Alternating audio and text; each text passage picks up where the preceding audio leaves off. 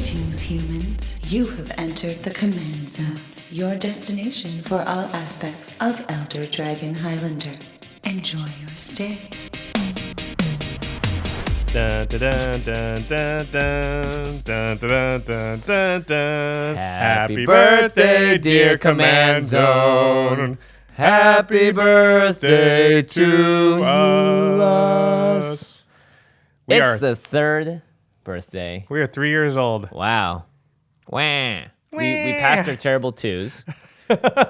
We're done throwing temper tantrums. When did we hit our 3-year anniversary? I think it was like the 14th or something of July, like last week. Really? Yeah. Oh, jeez. Actually, it might be like today as we're recording it. I think it's 3rd. tomorrow, technically. Oh, goodness. Yeah. Happy pre-belated birthday, if that's the term. Unbelievable. 3 years. Did you Yeah. ever think when we started this thing that we would still be going 3 years down the road? I thought we'd be done at 100. Turns out there's still more Commander to talk about. We're on our way to 200. We're getting there slowly but surely. Not as fast as we did the first year because of all the 2-episode weeks. Yeah, we're not doing 2 episodes per week anymore. Yeah, that was crazy times. But how's it going, everybody? You are watching and listening to the Command Zone podcast. I'm your host, Jimmy Wong. How's it? It's Josh Lee Kwai. And today we are going to bring you an Hour of Devastation special because, we've been getting a lot of tweets and a lot of messages about the gods, play them on game nights. How would you brew this god? How would you do that? So we're going to do exactly that. We are brewing with the new gods.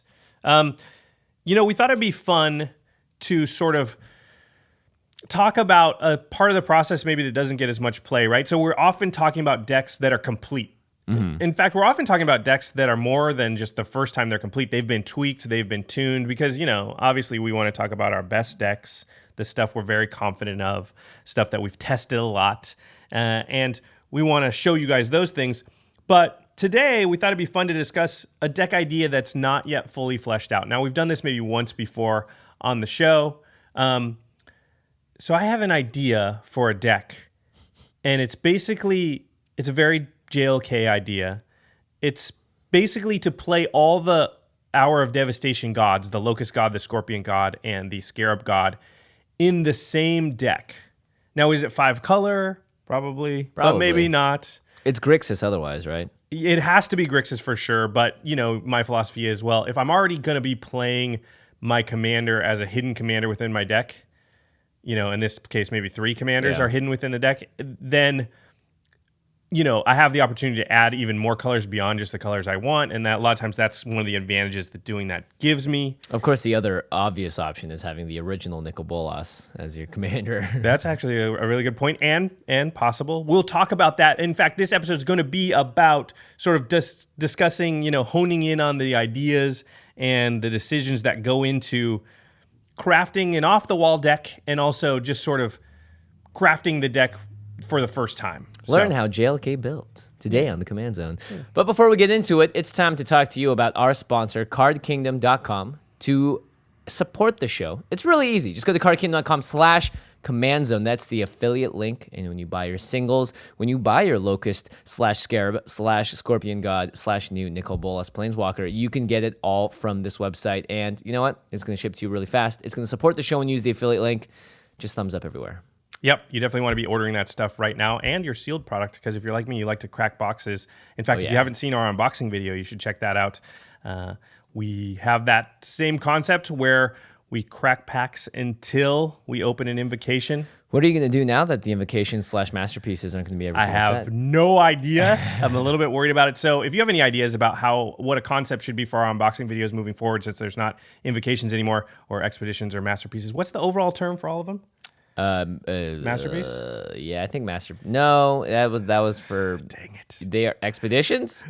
Anyway, whatever that overall term is, they're not doing shinies. Anymore. You know what else is special and shiny? Ultra.PRO, which is our second spot. Yeah, have you seen those awesome gravity dice or these heavy metal dice that they gave away at our Command Zone gathering? Those dice are some of the things that at the table I get the most compliments or comments about whenever I pull them out. And the gravity dice come in that really cool metal case. So as soon as you take them out, people are like, what the heck? Where'd you get those? Looks so cool. Yeah. So that's something to check out. And definitely Ultra.PRO is a big sponsor of this show and one of the reasons that it keeps happening. And the last way to support the show is directly at patreon.com/commandzone. You can contribute directly to the show. You can set monthly limits. You can contribute as much or as little as you like. In fact, we call out one lucky patron every single episode, and this episode is dedicated to ALISSA MCGILL. ALISSA. Nice. You rock. You rock. Thanks for supporting the show. All right, let's move right on to the new episode, Brewing with the New Gods. So if you haven't already, I would suggest you go back to episode 151, the deck building template, where we talk a lot about the basic philosophies of building a deck, as well as provide a template for sort of any new starting deck. And of course, as always, we're just going to sort of skip over the really generic good stuff. So Cyclonic Rift is going to go in the deck, most likely. Vidalcan Orrery, better go in the deck. By the way, I've heard that card has shot up in price recently. You should grab them now then, because that card's really good. We've been telling you for a long time. Yeah, or hope it gets reprinted in C17, which is coming out very soon, yeah. Yeah, obviously it doesn't make a lot of sense for us to just sit here and be like, put Cyclonic Rift in, play with Soul Ring. Obviously those cards aren't going to be something that are interesting to talk about or reasons that you build decks. Yeah, and we can't talk about the Prophet the Crucifix every episode anymore, so... So the new gods are sweet. Yeah. And I think a deck based on all three of them is possible. So when you want to do something like this, and I remember, what year was the experience counter commanders? Was that 2015? So Commander 2015 had all the experience counter commanders. And I remember at that time, a lot of people were sort of tweeting, emailing, commenting at us about building a 5-color deck that had all the experience counter commanders in it, and it ended up being not a great idea in my estimation. And one of the reasons was because of each of those commanders and what it didn't seem to sort of relate or revolve around, the same thing. And it made it very hard to build a cohesive deck that wanted to do anything focused in any way that they all wanted to do. Like Mizzix wants to do something totally different than what, say, Daxos wants to do. And there's hard to find any overlap between those two. So the first question is to ask is this even a good idea? Are the three gods going to be good in a deck together? And I think they are, but let's read them really quick. So we can start with, go ahead. Yeah. Oh, by the way, it is the Masterpiece series. Okay, that's what it's called. It was Inventions in Kaladesh. Oh, Inventions. That's right, Invocations in Amonkhet. All right, so the first god we're going to talk about is the one that I'm most excited for. It's the Locust god. This one, of course, it's all on the card. It's on the card. This is the most powerful of the three as far as EDH is concerned. Yeah, 4 blue and a red for a legendary creature, god. Doesn't say Locust, surprisingly. It's a 4/4 with flying. Now, whenever you draw a card, create a 1/1 blue and red insect creature token with flying and haste. And for 2 blue and a red, you can loot, draw a card, and then discard a card. And every god is going to have this text, specifically from our Devastation. When the Locust god dies, return it to its owner's hand at the beginning of the next end step. So that's their version of Indestructible this time around, where it's not going to stay on the board through a Wrath effect, but if it dies at the next end step, it's going to go back to your hand so you can recast it. So quick recap, Locust God, every time you draw a card, you make a 1/1 flyer with haste, also has the ability to loot for 4 mana. So that does draw you a card, which makes a 1/1 flying creature with haste. Very powerful. The next one is the Scarab God. It's 3, a blue and a black for a legendary creature god, 5/5. At the beginning of your upkeep, each opponent loses X life and you scry X, where X is the number of zombies you control. And then you can pay 2, a blue, and a black to basically eternalize something out of a graveyard. So you exile target creature from a graveyard, can be yours or your opponent's, and then you create a token that's a copy of that creature card that you exiled from the graveyard, except it's a 4/4 black zombie creature token. Oof. And then it also has the same rider clause that the other ones do. If it dies, you return it to your hand at the beginning of the next end step. So this one is a little bit less straightforward, I'd say, than Locust God in that it cares about zombies in its first text. It drains your opponents and then makes you scry for that amount. And then it also does create zombies by sort of, what did you call that? I guess eternalizing from graveyards. Yeah, sort of like half resurrecting stuff, or in some cases, I guess it could make things bigger. Or, if you resurrect an Oracle of Moldiah, it's actually a 4/4. Not that that matters. You get Enter the Battlefield triggers abilities, as well as you get to do some graveyard hate. Yeah, which is kind of cool. So it's a very powerful effect, but we'll talk about how maybe it overlaps with the Locust God in a second. And then the final one is the Rock, the Scorpion God. 3, a black and a red for a 6/5. Really? Oh, I've been seeing pictures of his face plastered on the Scorpion awesome. God. Great movie. All right, Legendary Creature God. It's a 6/5 for 5 mana. This is the best one in Limited by far. Whenever a creature with a -1/-1 counter on it dies, draw a card. So that is just universal. If another opponent has a creature with a counter on it and it dies, great. So persist creatures, take a look out. For 1, a black and a red, you can put a -1/-1 counter on another target creature. And then the same rider, when the Scorpion God dies, return to its owner's hand at the beginning of the next end step. So, looking at all these cards, though, Josh, they're so very different, but they all share a little bit of similarity here. Yeah, so the Scorpion God, obviously, all the gods work with themselves. So the Scorpion God wants things with 1/1 counters on it to die, so you draw cards. And it also puts -1 counters on stuff, so it can sort of power itself. So you look at these 3, and what I'm looking for, if I want to put all 3 in a deck, is ways in which they work together or similar effects. Like what one card would matter to all of these gods, or 2 of the 3 gods maybe, rather than, you could think of a lot of cards that would just matter to one of the gods, like a zombie. Any zombie will matter to the Scarab God, but it won't matter necessarily to the Locust God or the Scorpion God. So you're trying to figure out, is there enough stuff that synergizes with all 3 to sort of make a deck like this viable? So let's look at, this is overlap, right? But I want to know, how do these gods overlap? The first thing that comes to mind for me is they all kind of work with doubling season. Yep. That's why you'd want to play 4 colors, 5 colors here. So we'd already maybe want to play green, yeah. Because 2 of them make tokens. So the Eternalized tokens are tokens. The Locust God makes 1/1 flying haste tokens.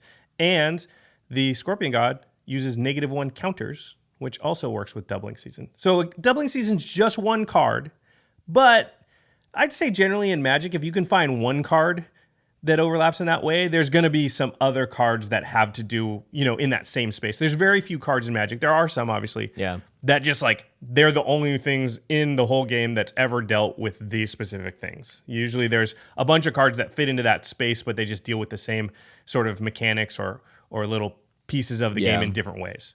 Doubling Season is a special card because of that, because it's the language is very specific but also very broad, and it covers a lot of different things. Parallel Lives, much less so. It would not affect the counters that the Scorpion God is putting on the stuff. Still does affect 2 out of the 3, though. Would affect the tokens on both sides. Anointed Procession is another one. There's stuff like, is it Primal Surge? Yeah, Primal Surge. The one that Jason Alt told everyone to get. Yeah, he was right, as usual. Right. Yeah, I got a bunch. Yeah, so... Okay, so that's one way they overlap. 2 of them have text that's related to drawing cards. So the Scorpion God draws you a card every time something with a -1 counter on it dies, and the Locust God just wants you to draw cards and helps you loot.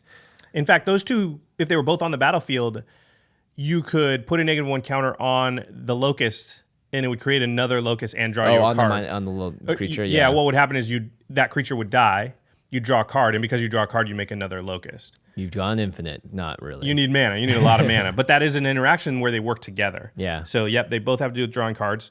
The Locust God loots. So it puts cards into your graveyard, and the Scarab God wants cards in your graveyard so that it can eternalize them.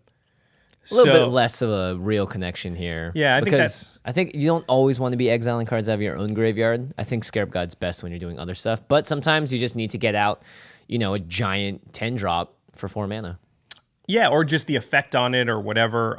And I think at this point in the process, it's not really that helpful to worry about how powerful you think any single thing is, right? It's just, you just want to list out all the stuff that may or may not overlap. So you sort of have it in your bag of tricks for later. This is something you pointed out when we were doing the set review, Jimmy, and it actually is really good for this type of deck. It's the fact that they all have that if it dies clause, return it to your hand at the beginning of the next end step. So if you've listened to the show, I guess I should lay this out for people that are newer, where I like to build decks like my Nekusar deck, and we always get asked this question because we'll talk about my 5-color Nekusar deck, and people are like, 5-color Nekusar, what is that? That's a deck where I put a 5-color general in the command zone, so it's Chromat.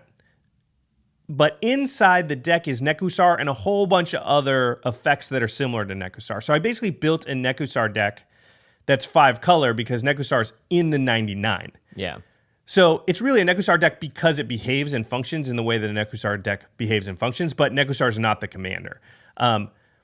This works in Nekusar because there's so many things over the course of Magic that do what Nekusar does. There's Underworld Dreams and Howling Mine, which are basically the two cards that Nekusar's sort of a combination of. And there's many iterations of those two cards throughout the history of Magic.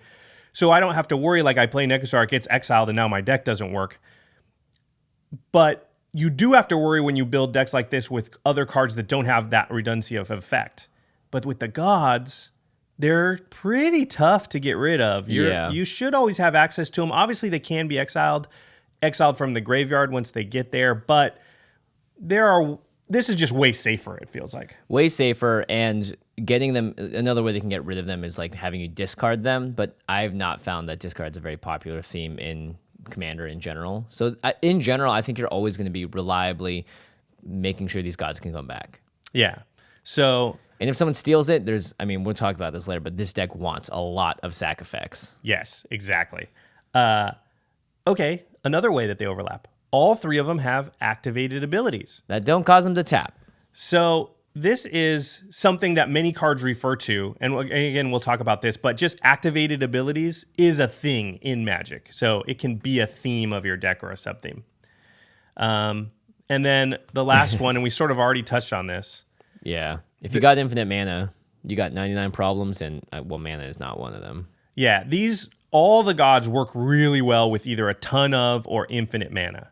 Obviously, you need some colored mana mixed in there, but Locust God can basically draw your entire deck and make that many 1/1 flying haste things. I'm pretty much going to win you the game. Yeah. Scarab God a little less good because you have to do some work first. Graveyards have to be kind of full, but once graveyards have a lot of stuff in it, with enough mana, you can just sort of eternalize everything. You can do your Rise of the Dark Realms, of impersonation and bring everything back. It's all 4/4s, but if there's enough of it, who cares? Yeah. And then the Scorpion God is not as good as far as winning the game, but it can just gun down everything and draw you a ton of cards if you have enough mana. So we're looking at this list, and I'm going to go over it again really quick just so everybody's on the same page. They all work with Doubling Season. They are tokens and counters based. 2 of them have text related to drawing cards. The Locust God can put things in your graveyard. The Scarab God likes stuff in the graveyard. They all have the if it dies, return to your hand at the end step clause. They all have activated abilities, and they all work really great with a ton of mana or infinite mana. So those, and there might be some other things too. Those are the things off the top of my head, and when looking at it for a little while, sort of came to the forefront. And so at this point, what I like to do is say, okay, what are some classification of stuff or categories or what I would call packages of cards that are going to hit a lot of these cards and do what I want to do? What are the pillars of this deck that I can build it around? Mm-hmm. Because you're going to have some one-off effects, every deck's going to, but you really want to build your deck based upon some pillars of types of effects. So like Hapatra is built on the pillar of stuff that puts -1 counters on stuff, right? Rishkar is built around the pillar of, putting +1 counters on stuff. Yeah. Nekusar is built around the pillar of making everybody draw a lot of cards. And taking damage from it. Yep. And then the second pillar is everyone takes damage for either cards in hand or when they draw cards. So what are the pillars of a deck built around all 3 gods? And you want to have the pillars because it's not like your gods are your commander. You're not always going to have access to them. If you draw one of them, you're going to want to make sure the cards that you put in there still work with it. It may not be ideal. Maybe the card you drew is the best with the Locust God, but it's not going to be a dead card in your hand just because you drew the Scarab God first. That is the excellentest of points, which is that your pillars need to be working with any one of the gods by themselves, and hopefully even better if you have multiples. Yeah. So there was one big pillar, and you want that pillar to be good. You want those cards in that pillar to be good on their own, because otherwise you're building on a weaker foundation, right? A weaker pillar. You want it to be strong, and I think we came up with a good one. Well, this is one of your favorite things that you love. And this is just a great effect in Magic, and therefore the fact that it works with the gods pretty well is just... tells you right away, I think, that the deck is viable. So it's wheel effects. Spin the wheel. So wheel effects, for those that don't know, we base that name on the card Wheel of Fortune, which is 2 and a red. And it says each player, it's a sorcery, it says each player discards their hand and draws 7 new cards. So this is a classification of card because many cards in the history of Magic have sort of duplicated this effect in different colors or various types of mana. And we'll often call wheel effects things that are slightly different. So like Winds of Change, some people will call a wheel effect, but that's slightly different, right? Winds of Change, you actually Only draw. shuffle your hand Yeah. back into your library and then draw the amount of cards that you had. So it's two things about it are different. You're not discarding your hand, so that stuff's not going to the graveyard, and you're not drawing 7. Yep. You're drawing the amount of cards you have in your hand after you play Winds of Change. And everybody else is drawing the amount of cards they have in their hand when you play Winds of Change. So it's not like a set number of cards. I think for this instance, we want only the wheel effects that put things in your graveyard, because the wheel effects are hitting 2 of the gods very well. They're hitting the Locust god, who cares about drawing cards, and the Scarab god, who cares about having a bunch of cards in the graveyard. Yeah, very important for other people to put their hands in the graveyard here, because if you're just making everyone, even though Winds of Change only costs 1 red, that's not the point. Yeah, because it's not actually synergizing with anything except one god. Yeah. Whereas Windfall, like you accidentally, Freudian slip, but you're correct. Yeah. Windfall does basically do what Wheel of Fortune does. Yeah. There's a lot of these. There's Dark Deal, Whispering Madness, Reforge the Soul. There's also creature versions like Magus of the Wheel. Yeah. And this one is a really good one, partially because it can come out the turn before the god comes out and then be activated the same turn that you play the god. Yeah, one thing you don't want to necessarily do is discard the god from your hand, because that's not going to trigger the effect to get it back to your hand at the end of the next end step. Right. So Memory Jar is a card where you play it. It's a 5-drop artifact. Then you can tap and sacrifice it, and everybody sets their current hand aside and draws 7 new cards. And at the end of the turn, they discard those cards that they drew, anything they couldn't play or didn't play, and then they pick up their original hand back. So you're basically causing a bunch of cards to go to the graveyard. And at the time you do it, you're drawing those cards, and you have access to a bunch of cards for that turn. This works really good with the Locust God, just because the turn you play it, you could get 7 1/1 flying haste things for 0 extra mana after you play it.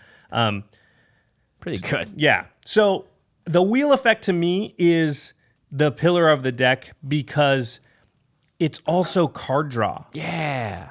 So we're overlapping with what is one of our always present main pillars of the entire format, right? We always talk about every deck needs card draw and mana ramp. Well, if one of the pillars of your deck also sits on the same place as the pillar of every EDH deck, now all of a sudden your overlap is just great. Yeah. So my card draw is actually synergizing with normal stuff in my deck. It's like now I just have so much more room to do cool other stuff, because instead of 2 pillars, I've got 1 big one. Not to mention wheel effects in general are just good. If you're using the most out of them, if other players don't synergize with their graveyard that much, or if they've just drawn a bunch of cards, the wheel effect is a great way to equalize stuff, and also just give you a lot of fuel for your Scarab God. Screws up their plans too, like if they're building towards one certain effect in their hand. Yeah. It's just so good.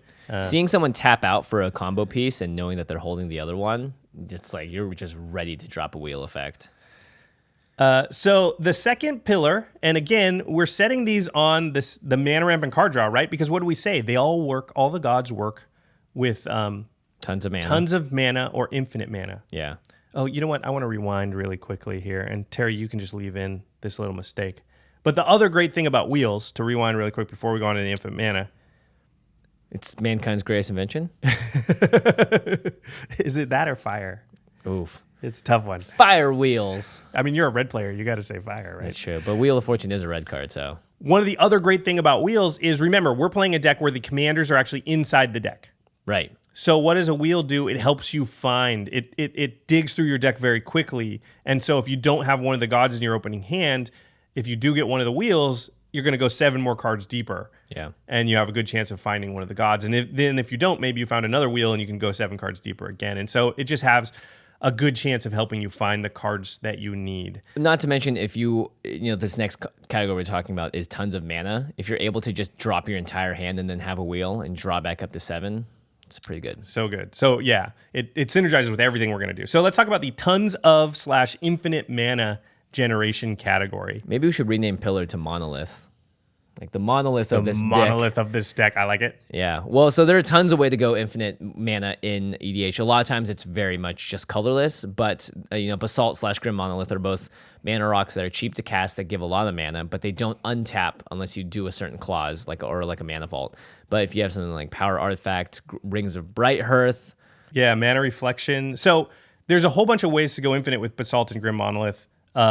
And because we don't know what colors we are, we don't know who the general is, we're kind of open at this point to, any of these sort of extreme amounts or infinite amounts of mana combos.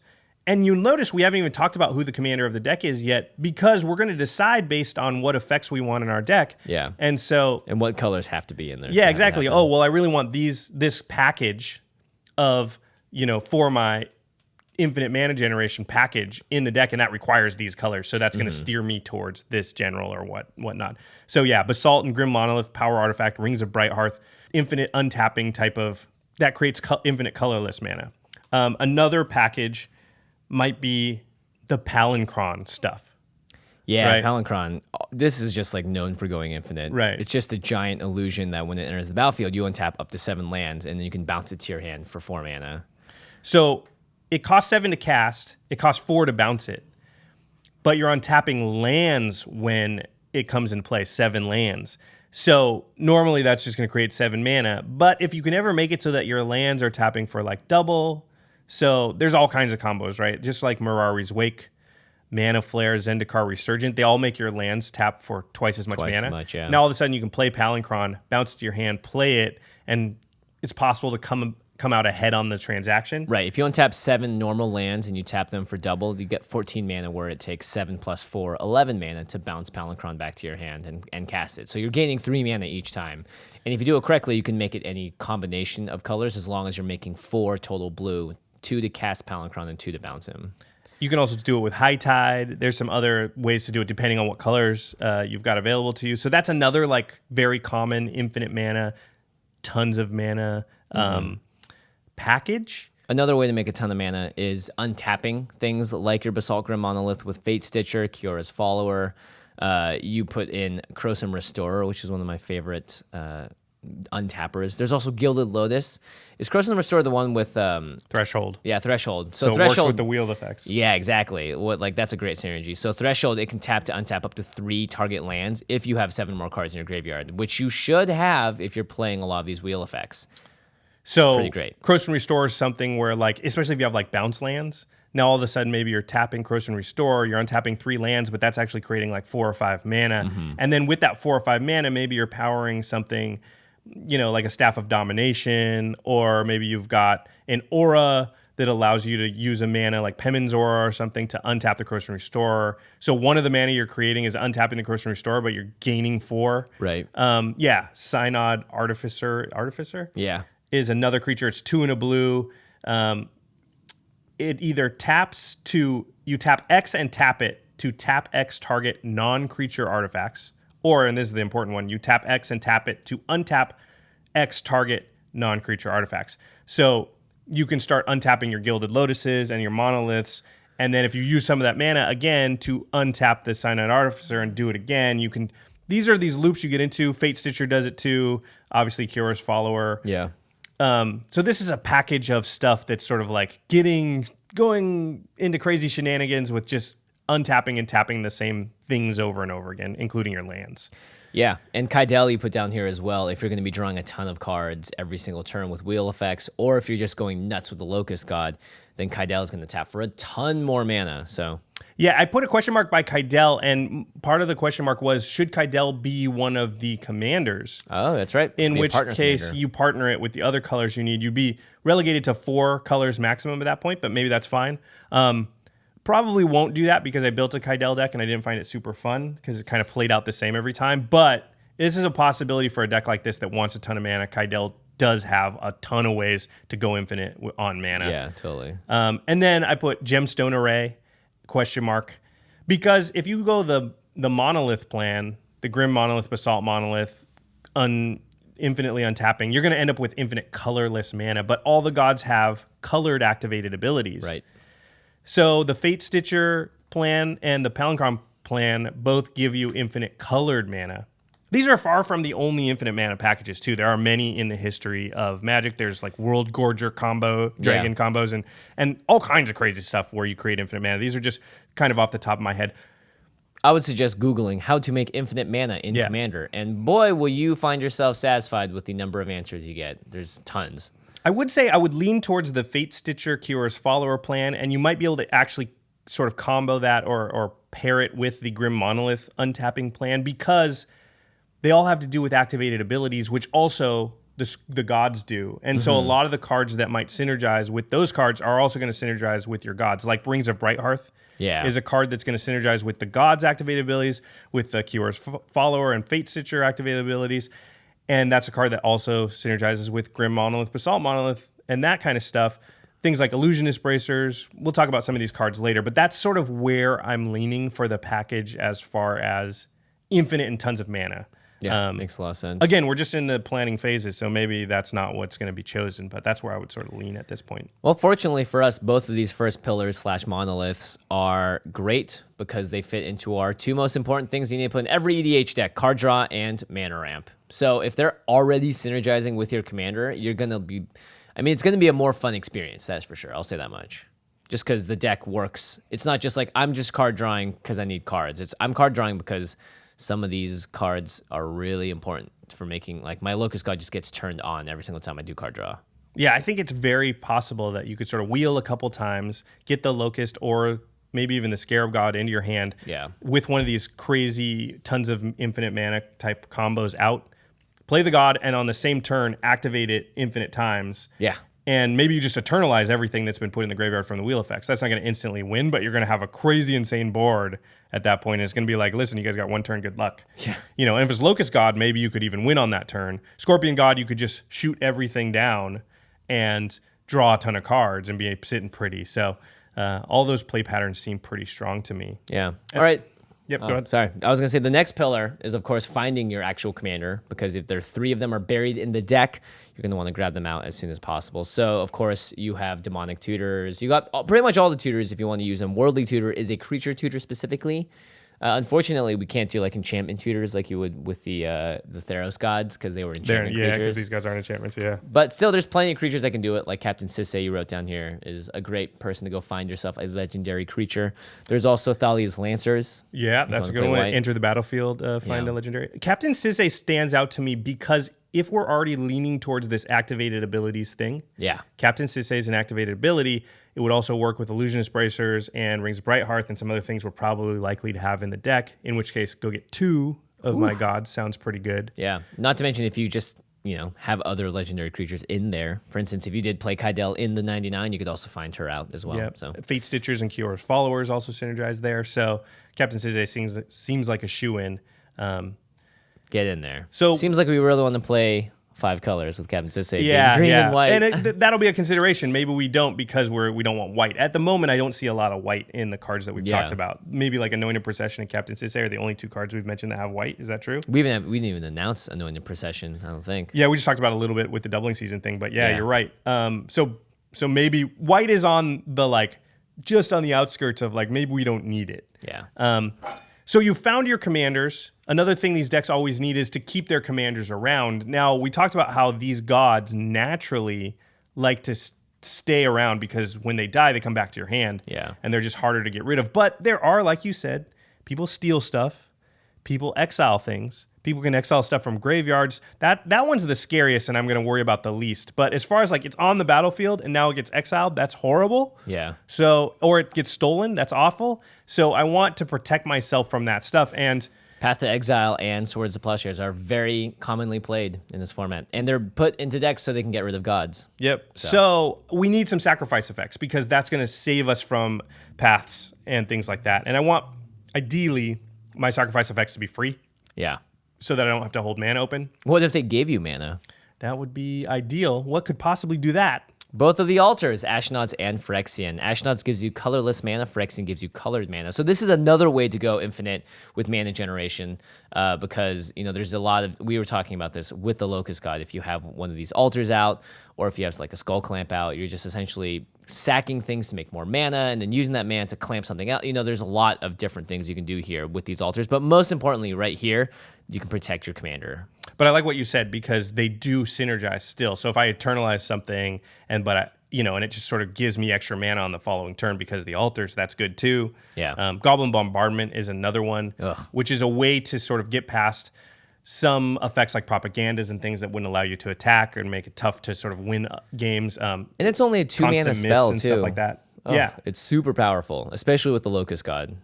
So those are Goblin Bombardment, we should say, allows you to sack creatures to deal damage. Ashnod's and Phyrexian allow you to sacrifice creatures to create mana, either colored or colorless, depending on the altar.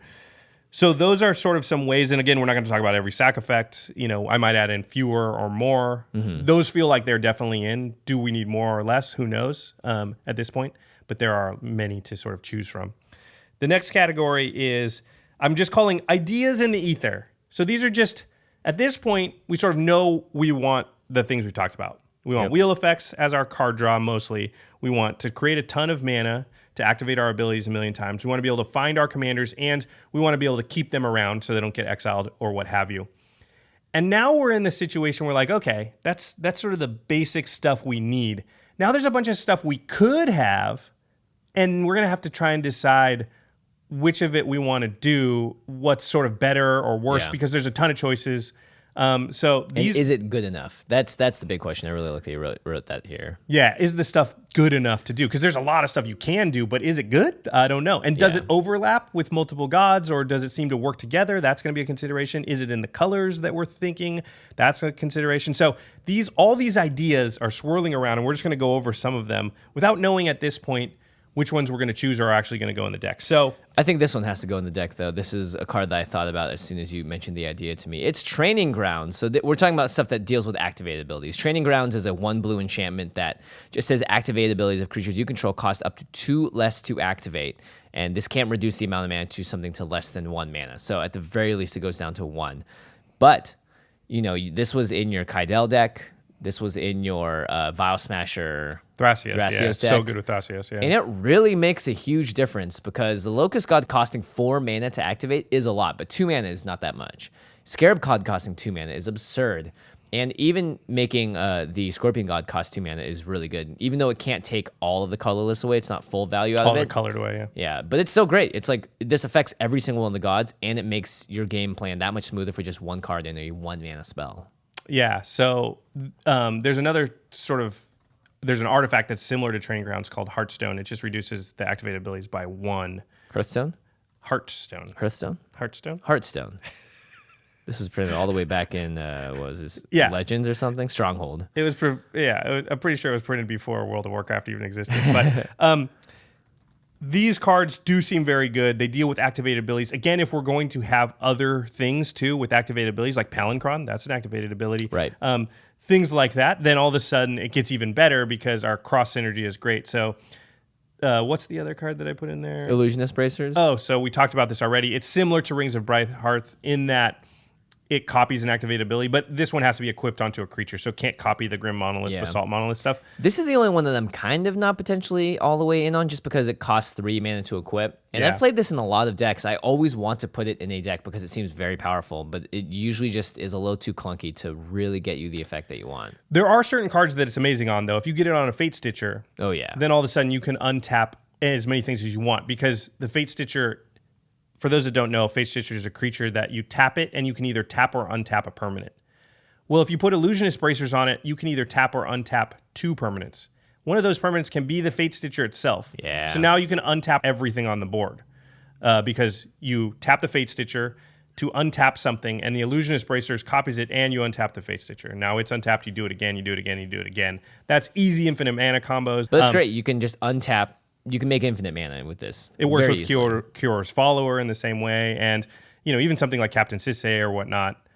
And is it really bad to put it on the Scarab God and basically eternalize 2 things for the cost of the same cost? It's pretty good. Yeah, especially if this is late game. Oh my gosh. But I hear what you're saying. It might not be efficient enough, so it's a maybe. Mm-hmm. It's a maybe. And also, if we're not going down the activated abilities route, then all that stuff maybe doesn't apply. Again, it seems at the moment that we're leaning towards activated abilities, but maybe not. Here's another category. Token doublers. We already talked about this. We talked about Doubling Season, Parallel Lives, Anointed Procession. I put in parentheses Sliver Queen here because I think if you're going this route, then Some people are cheering at home. yeah, I think if you're going this route, then Sliver Queen could possibly be your commander, even though it's not a sliver deck. Right. Because that makes tokens, and all of a sudden, if I'm already going to have Doubling Season, Annoying Procession, Parallel Lives, Primal Surge, all things that double the amount of tokens I get, and some of them double the amount of counters of any of +1, -1 counters I get. Sliver Queen is you pay 2 generic mana and you make a 1/1 sliver, and you can do that as many times as you've got mana. So it works with one of our other pillars, which is create infinite mana. So that's a possibility. If you got Goblin Bombardment in there too, or if you're playing Skull Clamp, which you should, then you are off to the races. Yeah, I think you got Anointed Procession out, you Locust God, you Wheel, you make 14 1/1s. Wow, you're making a sliver deck without slivers. Yeah, and then you get People into look at you of course, strangely. if you do the Sliver Queen thing, you might get into the situation, well, like, I may as well put a couple slivers in there. So that's a slippery slope that I'm worried about, similar to the Kydell thing, whereas if I put Kydell as the general, then all of a sudden I might be it might be hard for me not to make a Kydell deck out of it. And if I put Sliver Queen at the helm, it might be hard to not make it into a sliver deck. But that is an option. Yeah. And then if you're going to do tokens anyway, do you want a bunch of token payoffs? Or maybe even if you're not going to do token doublers, the token payoffs might be good enough. So I'm talking about things like Perforos or Impact Tremors, which both sort of ding all your opponents when creatures come into play. Well, Eternalize from Scarab God and the Locust God. I mean, think of the Locust God with the Wheel Effect and Perforos out. See, that is nuts, right? That is one of the most powerful things you can do in the deck. However, I think that the token payoffs it's like almost taking 2 steps away from one of the pillars. And at that point, you're like holding on by a little string. You're like, hope this works, because this doesn't really work very well with the Scorpion God. Doing the token payoff things, Perforos is definitely... It could work very well with the Scorpion God, though, if you had the Locust God out, right? Right. We do that thing what I'm talking about where you put a -1 counter on your Locust God, on your Locust. It kills it, draws you a card, and then that makes another Locust. Trigger Perforos. Do it again. If you had infinite mana. Again, is that a pie in the sky idea? Seems like it is. Well, I mean, saying like so you have to figure out like how often can I get infinite mana? Because if it's a very attainable thing, then I think you can really dream big with this deck. Because if you're like consistently always making infinite mana, then all of these ideas are that much better. Perforos is an incredibly powerful card, and I think it is a good include in this deck. But then if you're having to cut cards and you're like Perforos or Goblin Bombardment, I would be like, keep Goblin Bombardment, get rid of Perforos. Yeah, one's just going to be way more good in more scenarios. Yeah, the same goes for Mana Echoes here, which is incredible with the Locust God. Mana Echoes is a card that gives you extra mana for every creature type. Whenever a creature enters the battlefield, for every creature type that shares a creature with it, you get more mana. So with the Locust God, you're just pumping out more and more mana because you're getting more and more Locusts. But you're using that mana to maybe activate it and draw more cards, make more Locusts, get more mana. But you're right. If that's not like, if making a ton of tokens is not the main goal of the deck, then maybe you don't. Yeah. I put Metallic Mimic in, which is just if you name insect, right? They're flying insects. Yep. By the way, I want to call out something, which is that there's this really cool nickname for the Locust God that somebody was saying, and I don't know who to. You were trying to find out on Twitter. I tried and I couldn't figure out who's it's from.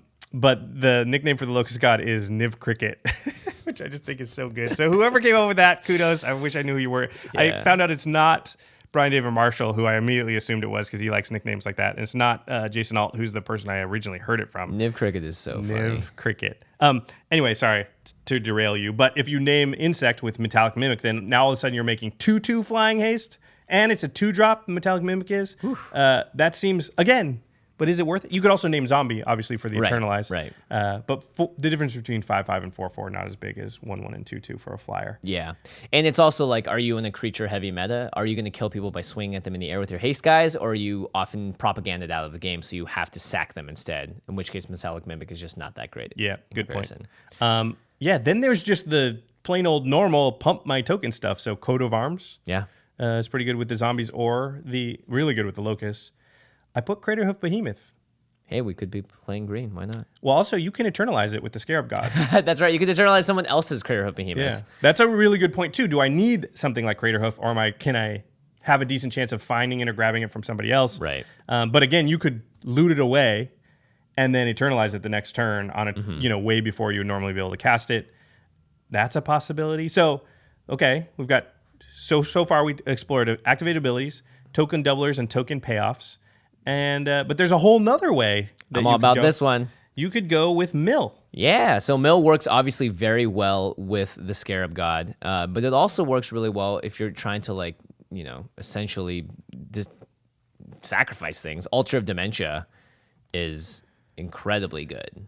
So Ultra of Dementia is just a card where you sacrifice a creature and a target player puts a number of cards equal to that creature's power from the top of their library into their graveyard. So if you're making infinite mana and you're propaganded out and you don't have like a Goblin Bombardment with Locust God, it's like, well, I can just Ultra of Dementia someone out because I can just or Scarab God with unlimited mana, right? Because you eternalize eternalize something, sacrifice it, Ultra of Dementia. That mills more stuff. Now I can eternalize more stuff, mill you more. Yeah. Yeah, and you can also eternalize away the problematic shuffle my graveyard into my library stuff. Right. So you can sort of, listen, it'll take longer. When that trigger's on the stack, you can snipe it out of there before it gets shuffled in. Yeah, they'll still shuffle, but now they don't have the Blightsteel Colossus the next time that you go to mill them out. Altar of the Brood is another one, which anytime another permanent enters the battlefield under your control, then everybody mills one. Yeah. So that could be. And they're so cheap. It's 1 mana, 2 mana to play these spells. And with the Locust God, you could pretty easily put 7 to 14 Locusts out in one turn, and now all of a sudden, if you've got infinite mana, you're just eternalizing, and every time you eternalize, that makes everybody mill one. So that's kind of an engine. Pretty crazy. So that stuff seems pretty good. Then there's just pure mill stuff like Mind Grind. Yeah. X blue black. Each opponent reveals cards from the top of their library until they reveal X land cards, then puts all cards revealed this way into their graveyard. So if you mind grind someone for like 20, you're just getting their whole deck. Basically. Also, remember, our deck already wants to create infinite mana. Yeah. So this could just be a win condition even without the gods. Yeah. Again, depending on if somebody has a Blightsteel, or there's creatures and effects in the game where if they hit the graveyard, they make you shuffle your graveyard into your library. Which sort of saves you from mill. But with the Eternalized Scarab God thing, you can at least make it so the next time you do it, they can't do that, basically. You want to talk about Magic Christmas Land? Yeah, here's... So Dredge summons X black sorcery. Each player puts the top X cards of their library into their graveyard. For each creature card put into a graveyard this way, you make a tapped 2/2 black zombie creature token. But what if you had Fate Stitcher with Illusionist Bracers on it? You can untap all of them. Yeah, that'd be sweet. You'd need haste, but I think Anger's a good... candidate to go in the deck because you're already Wheel of Fortuning, and Anger's a card that if it's in your graveyard and you have a mountain, all your stuff gets haste. So I think Anger's probably an auto include just because of eternalizing stuff, and it's easy to get into your graveyard. Also, you can loot it away with the Locust God. So. Yeah, not to mention it's great with Fate Stitcher and any of those untappers. The fact they can activate their ability when they come into play is huge. And Dread Summons, again, if you're creating infinite mana, you can mill everybody infinitely. And even if they shuffle their graveyard back into their library to avoid it, you're still going to get a million zombies. So going to make a lot of friends this way. Yeah. So, okay, mill's another way to go. I don't know. Maybe. It sounds fun. But sack them all to Ultra of Dementia. Oh, my goodness. It really only synergizes with the Scarab God. It doesn't synergize that much with Locust or Scorpion. So I sort of... But if you are going to... But it is very powerful, right? Yeah. And it actually synergizes with the infinite mana better than the other stuff does, right? So I'm not sure at this moment. If you're going to do mill, similar to if you're going to do token doublers, you want token payoffs. Well, if you're going to do mill, you probably want some dredge or graveyard type shenanigans. Yep. So now we've already got wheel effects putting a bunch of stuff into our graveyard. If we add on to that with a bunch of mill stuff, do we want like Splendid Reclamation? Gitrog monster? Yeah. Maybe. Every time Crucible? I wheel, do I want to draw an extra card with Gitrog? Or then eventually do I want to just put all those lands that have hit the graveyard onto the battlefield with Splendid Reclamation? I mean... Are you playing Crucible in this deck then too? Yeah. Or the new Crucible, random up Excavator from Hour of Devastation. Everyone pick them up. Life from the Loam? Are we going as deep as like Dakmor Salvage type stuff? Which, it's a land that hits the graveyard and now I can dredge when I want to and self-mill.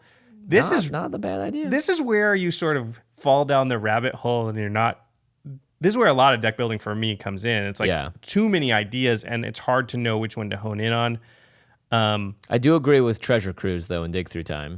Right, so the next area is not dredge, it's just graveyard recursion type stuff or playing with my graveyard. So Treasure Cruise is great in any deck that's just going to be self-milling a lot. And wanting to draw a lot of cards. Yeah. Well, sometimes you just hard cast it too. Why not? Yeah, why not? Dig Through Time, same thing. Then what about Past in Flames? I'm going to have a ton of wheel effects in my graveyard. Past in Flames gives them all flashback. Mizzix's Mastery? Maybe. Then what about like Geth? Geth is another card that does very similar things to the Scarab God. Yeah. Oh, that's a good point. It steals stuff, but in this case, oh man, you could just build a deck around Scarab God Geth, Yeah. where you just steal everything Well, out of graveyards. Geth is absolutely in the Scarab God deck, right? But Geth works really good with infinite mana. Yeah. Very good So, point. yeah. Anger, we talked about. Genesis is another one that is a creature that's, when it's in your graveyard, it kind of allows you to get any other creature out of your graveyard. Yeah, you get at the beginning of your upkeep, if it's in your graveyard, you pay 2 in green, and you can return a target creature card from your graveyard to your hand. So that allows you, in those instances where maybe you had to discard one of the gods or something else important's in there that you want to get out, Genesis could allow you to do it. Here's an interesting one. It's Hunting Grounds.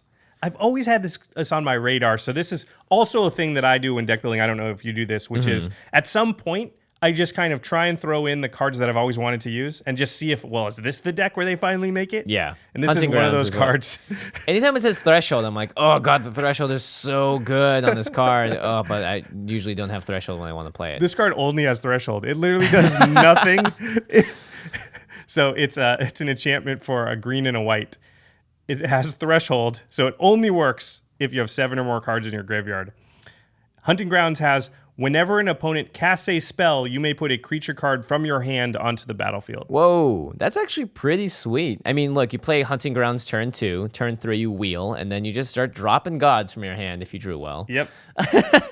Seems pretty good. Yeah, not to mention there's a lot of Threshold cards that also let you get cards back from your graveyard. So, you could play a Threshold deck if you're going to go Dredge/Graveyard. That's a little, we're definitely going into the time to dream big. Yeah, exactly. But, it's fun. Maybe. It also depends, like, a lot of these plans don't have as many creatures as some of the other plans. Right. So if you went in one direction, then maybe that card's really good because I have a ton of creatures in that build. Right. But in this other direction, maybe I don't have a lot of creatures, and so therefore Hunting Grounds is not as good because I'm just unlikely to have a lot of creatures in my hand. Yep. And then the last thing was, do I need my own shuffle my graveyard into my library type effects? So do I want Blightsteel, original Kozilek, original Ulamog? There's a few other Eldrazi and those type of cards that have that clause. If it is in your graveyard, you shuffle your graveyard into your library. There's different ones that sort of, some shuffled only themselves, some shuffle the entire graveyard. You want the entire graveyard to go. Yeah, if you want everything it, in right? It's my own mill protection. Am I going to accidentally mill myself out? Hopefully not. It usually doesn't happen. So I usually don't worry about it. But if a deck was dedicated towards self-mill and stuff, you might be worried about it. Yeah. Okay, and then the last category is just like other good stuff. So there's always going to be a few cards that you're like, this card is so good, it's probably going in the deck, but doesn't really fit in a specific category. Skull Clamp we've talked about a few times already. Obviously, just one of the best cards you can put in this deck. Yeah. With the Locust God alone, even without the Locust God, just a great card. But with the Locust God, it's ridiculous. But yeah, even with just the Eternalized part, I think would be fine because with sack outlets, you could still turn those Eternalized creatures into cards. Thrasios is a card, by the way, buy some Thrasios. I'm putting that card in like every deck. Just buy the partner commanders. Yeah, true. I think they're all just great worth. Thrasios is nuts. Thrasios is an incredible card. Basically, he just starts going into every deck I have that has Simic.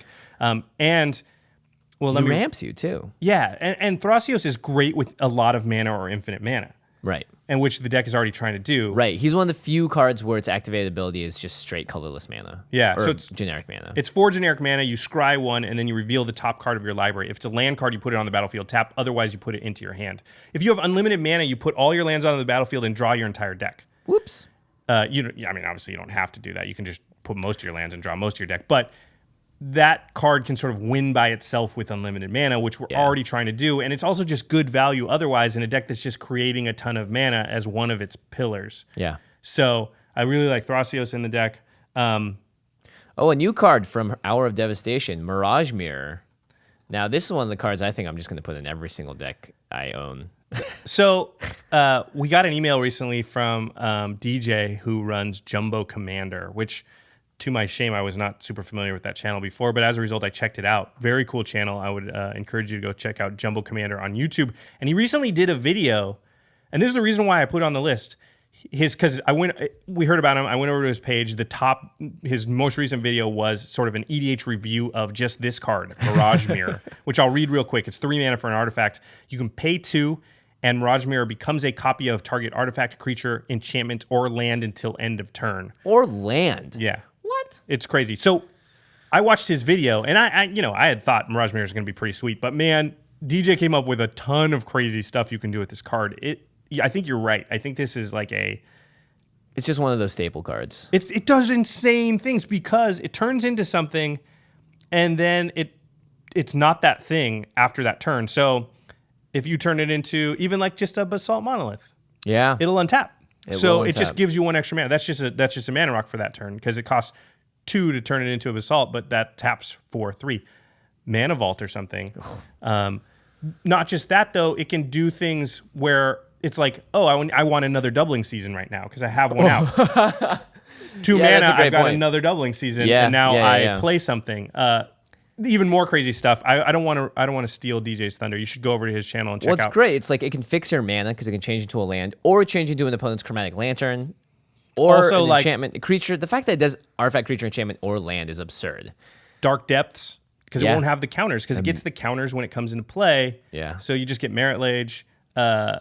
Oh man, it's just a really good card. Mirage Mirror is just one of those shenanigan-y cards that just. It's absurd and limited too, Yeah. and I'm sure it's going to be really good in even standard. It's one of those cards that's just going to do things that you didn't even think of. You're going to have it in play, and you're going to look around, and you're going to like, holy crap! I'm going to yeah. copy your thing, and Yeah. then watch what happens. Like, yeah, and it breaks the format in a really interesting way in that you can have 2 of things you never would be able to have, like doubling seasons and things like that. So, Right.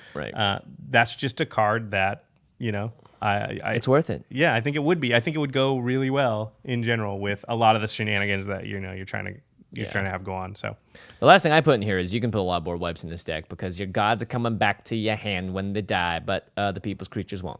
Yep. And you get you them in the want their- graveyard. yep. Yeah. yeah, so you'd want like a lot of destroy all creatures type of deals. If there was a deck for Bantu's Last Reckoning, it'd be this one because you're making infinite mana all the time or a ton of mana. And So- you're making it with mana rocks and creatures. Yeah, and and you're untapping your lands with untapping. creatures. Ugh. Yeah, that's a really good point. It might be really good for a lot of the doesn't untap, your lands don't untap, Yeah. next turn type stuff. Okay, Whew. This is a hard episode. This is like you have to talk about more cards than for a normal, regularly tuned deck because you're not just talking about the cards in the deck. You're talking about a bunch of cards that options, could yeah. be in the deck. Yeah. Okay, so now we've explored a bunch of different ideas for how the deck could work. So Jimmy, let me ask you, what do you think? Which way would you be leaning if you were building this deck? Just I'm leaning towards one of the 4 colored commanders. I think something like Idris, Maelstrom Weaver, might be really fun just because. that's the whiteless. Yeah, it's the whiteless one. So you won't be able to play the white cards, but you do have Grixis plus green. So you get your doubling season shenanigans. Also, you get just double Cascade. So it seems pretty good. I mean, sorry, you get single Cascade. But I mean, like, I don't know, like you're already playing huge spells with a ton of mana cost. You could cascade from a god into another god because there's 6 mana, 5 mana spells. Oh, that'd be so sweet. Yeah. Play my Locust God, get my another Scarab god. God. Yeah. And I feel like every card in this deck has so much value that you would just want to cast almost everything you get off of it. Because we were talking about wheel effects or mana rocks.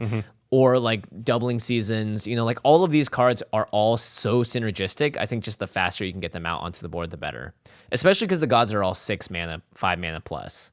They're already expensive to get out, so you want to be able to like booms accelerate into it as fast as possible.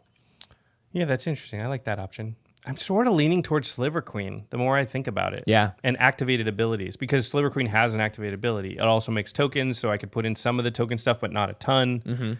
I don't know. It's not. do The like problem that. with Sliver Queen is you put Sliver Queen in your command zone.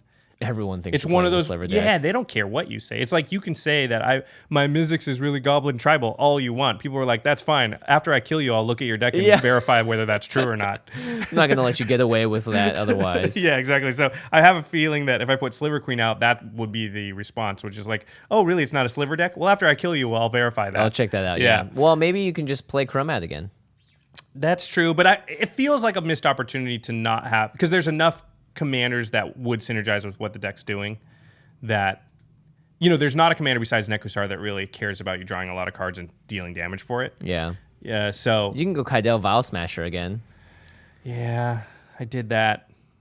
Yeah. I mean, if you're going like the route of I want to sack stuff to kill people with Goblin Bombardment or just like ping people down, Vial Smasher is pretty good. And Kaidel, of course, is I going think to attack. Thrasios would almost be better. Yeah. Yeah, just because. But I already have Oh, Vileplasm. that's true. Thrasios. Yeah, that's true. That just seems to be a very good shell Yeah, that is a good for shell. a lot of different strategies. Yeah. I mean, if you're going to create infinite mana, that does seem like a good shell. But Yeah. I don't know. What do you think? It's time for our To the Listeners. What do you think about this deck?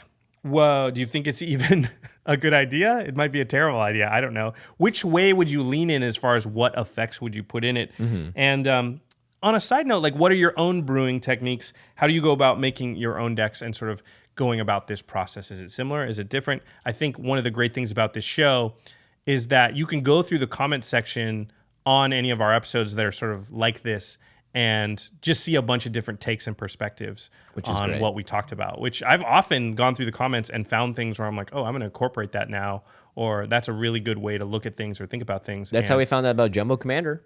There you go. Yeah, and Dev. A lot of awesome channels. That was one of my favorite comment sections to read through. It was like, you missed X, Y, and Z. I'm like, I didn't even know they existed. Oh yeah, the community spotlight episode. Yeah, again, just great to have you guys commenting and sort of sharing your knowledge and your thoughts about stuff. So I would encourage you to do that. I would also encourage you to go to cardkingdom.com/commandzone, which is our affiliate link. And if you use that affiliate link, you will be supporting this show and things like game nights and making sure that it continues to happen and we're able to do it and keep the lights on and whatnot. And you want to be ordering all these gods, because even if you don't build the 3-god version, you probably want to build the 1-god version. Or the 2-god version, honestly. I could see a god doing it without the Scorpion God, because, The Scorpion God is almost like you could build this deck without it, but it's 1 card, so you might as well just be like, I'm playing all 3, even though the Scorpion God... And hey, that's a criticism you could say about this episode. We did not discuss stuff that synergizes with the Scorpion God that much. It's true. I mean, but here's the thing. You just play Scorpion God, and occasionally it just is the best card in the game. Yeah. Like, it's one of those cards that it's like, oh, the fact that you can just -1/-1 something is really good. Really good. Especially if you have infinite mana, you just... Yeah. See how cool that looks? That's what, yeah. Okay, awesome. You know what else is awesome? It's Ultra my Pro. go-to segue. You know what else is? Yeah, Ultra Pro. Shiny? Yeah. You know what else is shiny? Ultra Pro. I was like, huh. Segway Man like stopped in his tracks. Was like, hold Segway up. Man is really mailing it in today. He's like kind of like giving you the side eye as he rolls past. Like, what was that? Well, Ultra Pro is our other sponsor. Obviously, they came on during. I can't even stress how like cool it's been to work with them. I remember having sort of the. Right now, I'm on a Disney show. You've worked for Disney. We've always had this sort of like the man. We're working for the big higher ups, and Ultra Pro is like a huge company within the card game and collectible scene. But there's no like villainy to them whatsoever. They like are dedicated. We've met them in person. We've gone to their to their warehouses and stuff. They helped us print our first playmat. Like, they couldn't have been more helpful and kind and like generous and wanting to better the community around them as much as possible. So I mean, like, they've been a great sponsor. I've had a blast working with them so far. Yeah, and you can see that from the Eclipse sleeves, right? They had a lot of criticisms over the years about their sleeves particularly. And they took that to heart, and they fixed that problem, and now they have the best sleeves that there are. So yeah, and who knows how long it took them to figure that out too. Yeah. I mean, even a company that makes that many sleeves, if it took them that long to figure it out, like, more props to them for taking the time and research and development to making the sleeves. And they came out with new colors, and they're always replying on Twitter to people. So yeah, they're great, and we're appreciative to have them as a sponsor. If you can pick up any of their products, it really does support the show. All right, it's time for the end step, where we talk about something cool outside the world of Magic. Jimmy, we should have talked about it last week, but the show's out now. The show is out now. In fact, the entire block is out now. If you own cable... If you own cable. If you own all of cable. If you have the Disney networks, right? Which most people do. Yeah, so it's the Disney network. So the Disney Channel has second channels, and one of them is Disney XD. It's where Gravity Falls was originally shown. You guys have seen me wear my Dipper hat in the show before. Every single night for the next 7 weeks, I think, is going to... It'll be the next 6 at this point. 6, yeah. It may be longer. In fact, in 2 weeks or so, we may find out if it keeps going on. From 9 p.m. to 3 a.m. For the next 93 weeks. For the next 93 weeks. From 9 p.m. to 3 a.m., the channel Disney XD is transforming into sort of a late night, Nick at Night / not wanting to obviously compare it to Nickelodeon because it's Disney, but it's more kind of like an Adult Swim, but for the Disney XD brand. So they're calling it DXP, and it's all video game based. So obviously it's all targeted towards our generation, people that grew up playing video games. It's a move that I honestly think TV networks should have done 5-6 years ago. When G4 first came out and all those networks, they were so far ahead of the game but they just didn't have the right viewership. So finally, networks, I think, are starting to start jumping on this. You'll see there's a show. ESPN is doing a show on there. IGN's doing content on there. The Attack and other popular streaming websites doing stuff on there. And I have our show, which is every Saturday night at 9 p.m. It's the closest analog I've found so far is like it's a gaming variety show similar to Saturday Night Live a little bit because we're showing digital shorts. And we're interspersing that with new guests that come on every single time and playing video games on the couch with a live audience there. It's a lot of fun.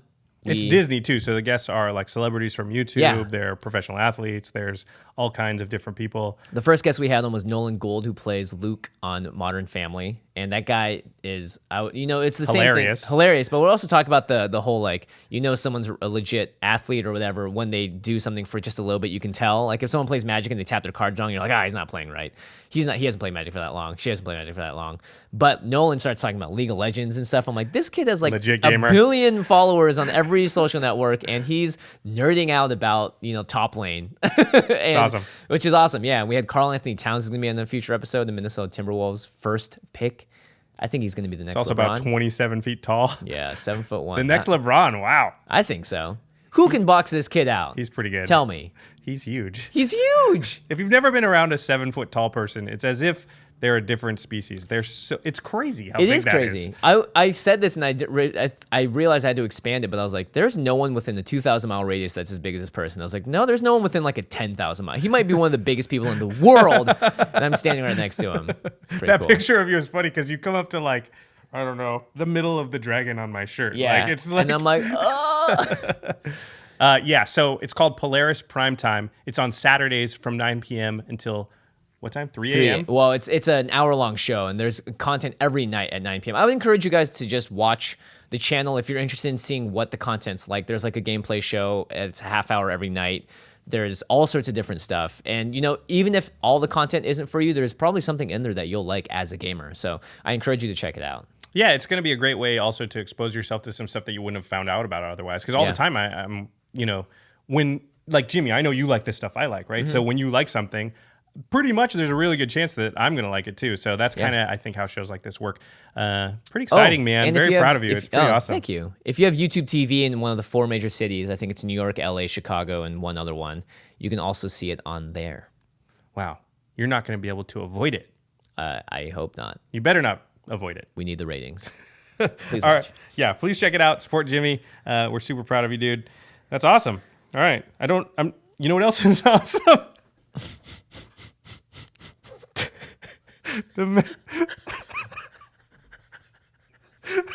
Awesome. You should just stop saying the word awesome. You know what else is awesome? The Masters of Modern Podcast, our sister podcast. I'm not. It sounds like I'm making fun of them. I'm not. No, you're not, because they are truly awesome. They are awesome. I didn't know what else was awesome until you told me, though. So thank you for informing me. The Masters of Modern Podcast is our sister podcast. Alex Hessler and Ben Bateman. They talk about the modern format and all things competitive Magic. Yep. You should definitely check those dudes out as well. They're really smart and they know a lot of things about Modern. I even listen to the show and I don't even play it. So Modern, I mean. Yeah. So there you go. That's how good it is. It's great though. They talk about all sorts of stuff. Sometimes they do like tournament prep, like stuff. I love stuff like that. And they'll have a pro on to talk about Limited every once in a while or something like that. And also Ben recently got into Commander, so they talk about Commander a little bit. Oh, that's right. Ben built his first Commander deck and beat you with it. He took me down in an epic game. One of the great. It's just so fitting, of course, that the first time he really plays Commander would be like such a great game because the universe just wants to hook him into playing Commander. That's what that proved to me. Anyway. Great guys. Make sure to check out. You know what else is great? Or awesome. Our editor. Terry Robertson. I don't know if you all saw our GP Vegas episode, but Terry shot 90% of the footage in that episode, and I would check it out. He did a great job covering all of GP Vegas. You get to see what it really is a nice trip to see what Vegas was all about. Whether or not you should come out next time, hint, you should. But yeah, a big thanks to Terry, as always, being the editor of the show, making the video versions that you can see at youtube.com/theCommandZonePodcast. We talked about a lot of cards this episode, so Terry put in a lot of hours to get all those cards up in your face so you can read them, because we don't always explain them very well. Like my Mana Echoes explanation this episode was god awful. It makes a lot of mana. That's all you need to know. Yeah, it makes a ton of mana. I may not even really know how it works. I think you were right. Yeah, sharing creature types adds something, man. All right, another big thanks to Geoffrey Palmer, who we met at GP Vegas at Living Cards MTG on Twitter. He is the #1 guy to go to if you want to see some awesome card animations. He's worked for Channel Fireball now, Wizards, Us. He did that new animation of the Game Nights Oh, yeah, logo. make sure you check out the last episode of Game Nights. It's a little bit slow on the views because it was released during a holiday week. Yeah, it's still doing okay. But yeah, you should check it out if you haven't seen it. We Yeah. play the Commander Anthology. With Cassius Marsh. Yep, and our buddy Josh Kim. So check that out. And that's it. No segue. No segue. So We just end the show at some point. okay. You know what else ends the show? I gotta think of a new segue. Besides, you know what else? You know what else? Blah, blah, blah. Yeah. You know what's a good way to end the show? By saying, see you guys next time.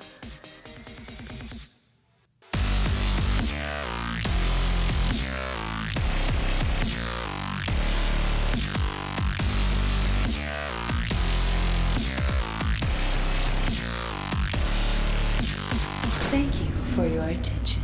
For further inquiries, send an email to commandcast@rocketjump.com or ask us on Twitter @JFWong and @JoshLeeQuai. See you later, alligator. Greetings, humans.